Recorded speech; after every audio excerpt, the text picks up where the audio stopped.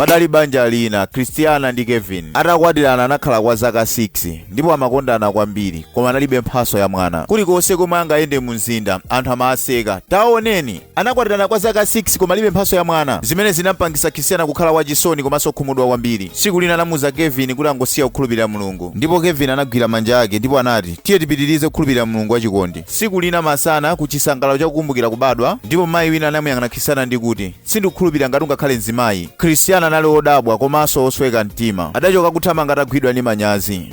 Usiku umene wadalira ndi kupemphera kwa Mulungu zoti sanapempherekonso. Sabata lina losatira Christiana anadwala kwambiri ndipo anatengedwa kuchipatala. Patatha mphindi zitatu adokotala adatulukira ndi nkhani yabwino. Adona muli ndi pathupi. Kevin anakuwa mwatali ndi pathupi? Adokotala simukusereula? Christiana anali odabwa kwambiri. Miyezi 9 itakwana adabadwisa tiana tokongola tamapasa tiwiri. Mwana wamkazi anali Julia ndipo wamuna anali Jacob. Atatulusidwa ku chipatala manebazi onse anali odabwa kwambiri kuphatikizanso ndi anthu amene amamuseka. Ndipo makapa amene usiku limeneyo anasowa choyankhula anagwidwa ndi manyazi fola mangoyankhula mbwerera. Ndipo tutadali amanyazi ziwani kuti chilichonse chimakhala ndi nthawi, ndipo nthawi ikakwana simungayilese. Apa ndi mapeto paphunziro athu la siku la lero. Tikumane comment section kuti niyo maphunzirapo kuti chani. Osayiwala kuti satira pa akaunti athu kulipanga follow komanso like. Tikumane ku YouTube channel chathu posecha Villa Entertainment.